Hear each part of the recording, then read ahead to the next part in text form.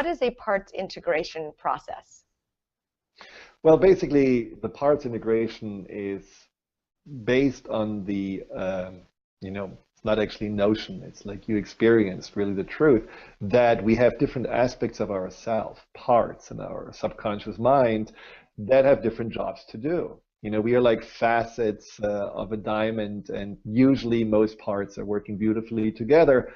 But then there are usually parts that are having the job of protecting us. And those parts, like we just said, fall into those survival patterns. Mm-hmm. Now, when there is a part of you still somewhat either hidden away or stuck in the past, especially in traumatic events, this part will try to somehow make you vigilant or make you overgive or make you just invisible. Those are patterns that create stress per se. They are definitely patterns that from stress also can create anxiety.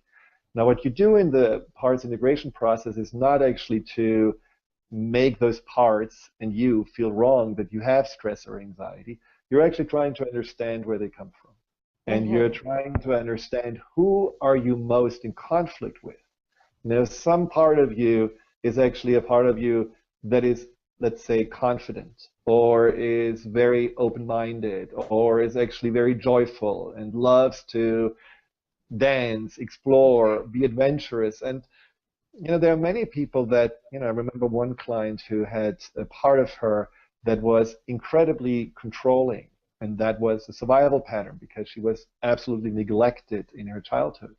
And then there was another part of her that just wanted to play and have fun. Now, the problem was that she was, on the one hand, so controlling that she basically controlled herself into an eating disorder. And on the other hand, when she wasn't in the eating disorder, she was so playful that she got into drugs and alcohol because all she wanted was to play. So these were very opposite behaviors based on the two parts that are fighting. Now, what happened with the parts integration is that you are identifying these parts, that you are working, understanding what they actually want, what their intention is, which ultimately is to somehow keep you safe. And then you're working yourself up to understand what is actually what you really want in life. Is it really just about survival? Is it really about being safe? Or is there more that you're actually really from in depths within are aiming for? And when you reach this higher level of purpose, which they both usually agree with, and when you see that they both actually have unique gifts that they can share with each other, what happens is that these two parts are actually willing to collaborate and work together. Now, this doesn't happen again on an analytical, intellectual basis. This happens when you are in a lighter trance, and you can actually really work with these parts, and you can find the answers automatically coming to you. But what happens next is that you feel an incredible amount of wholeness. And with this client, what she did was that she really changed her life, because all of a sudden she was able to do things she never was allowed herself to do, like traveling. She was no longer so obsessed about food, and she was actually feeling safe in life. And that's an important part, to feel safe. And it cumulated with her in a situation where she was one night looking out of her window, and she saw that there were two guys standing in front of the neighbor's house arguing, and then one took a gun and shot the other one. Wow. And the guy actually died. But her thought was not, oh my God, the world is not safe. Her thought was, oh my God, life is so precious. I need to really embrace it even more. And just a few months before, she would have gone into a complete paralysis with anxiety and stress and never left the house again, because she would have felt out of control.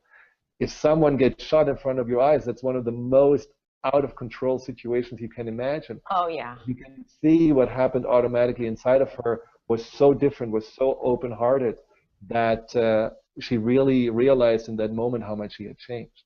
Oh my God, that is the ultimate test. Wow, what a story. Well, okay, there's so many things there. The meditative state, first of all, is very important, because it does relax the conscious mind and gets it out of the way, so that you can actually start to work in the unconscious. And that's where those memories are hidden and finally embedded. And so you can start to really work in that level by starting with music. And it is done in a way that puts you into that theta state, right? Well, actually, the theta state would be too deep because when Oh, you're in a theta state, you're in a state where, you're so close to almost feeling asleep. Your drool comes out of your mouth. You're okay. totally zonked out.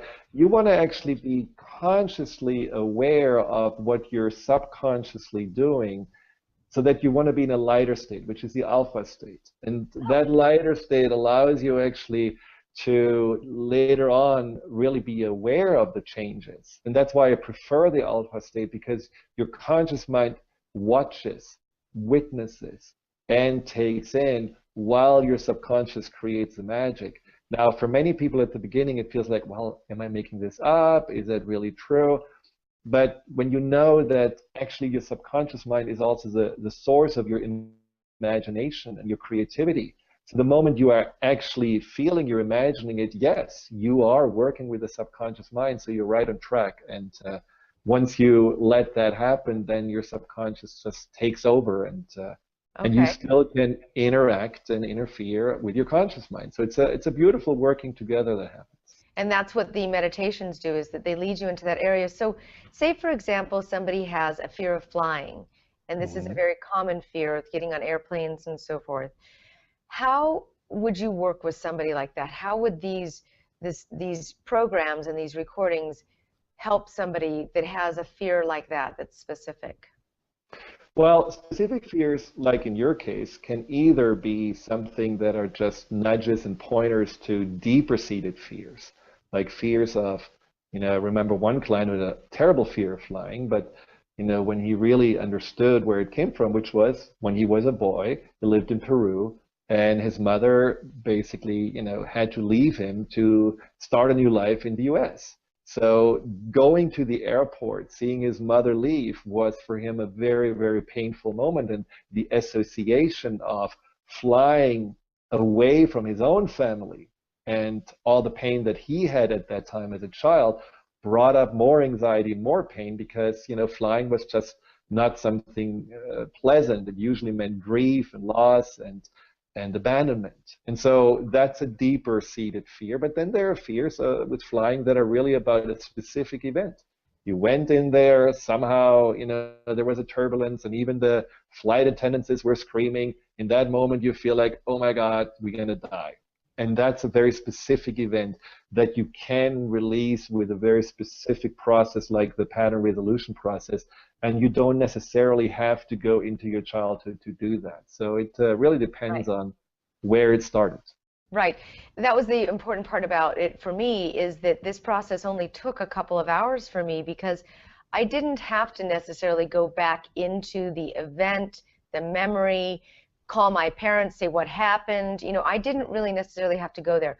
You trained me to listen and feel the emotion that was happening in my emotional body, which was slightly above my physical body at the time. And Mhm. Mhm. you my emotional body was giving me the clues as to how did I feel. And that's really more important than the actual event, because you can get stuck in analyzing the details, and that's a very intellectually safe place to go. But to get into the feelings of the emotional body and how it felt is more important than the details, because we all gave meaning to the events that happened in our life. So, for example, the fear of flying could be an event that happened that you associated with flying back in your childhood, and the recordings would basically guide you to self-discovery. Yeah, absolutely. I mean, they set you up at the beginning. You actually look at your emotions. You're trying to look into events where you felt similar feelings, and then you let yourself discover basically the access point to how your subconscious stores the memories of the past. And Okay. once you're there, your subconscious takes you to the beginning, not necessarily to the very beginning, but to the significant beginning. That what your subconscious wants to show you. And you make a very important point. It's our more rational, analytical mind that says, okay, I want to know, is that really true? I want to know, did this really happen?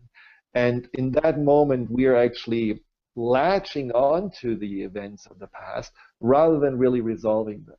Because what really matters is how you felt about it, how you interpret it, and the imprints it caused you. You know, we many times know from, you know, siblings that say, "Yo, mom and dad were super," and we said, "No, they were horrible. They were really hard." Well, it's just the interpretation, right? I mean, I know clients that said, you know, my father was really the best father, but he always said, you can do, you know, anything you want. You can become the president of the United States if you want to. And that well-meant suggestion put so much pressure on that boy that he basically always was afraid of failure. And so this is not now a father that is abusive, but the interpretation, the imprint caused this young man and this boy to be afraid and That's to huge. feel pressured. And that's what counts. What happens is not as important as how you took it and how you actually then created these patterns that you then resolve in these processes.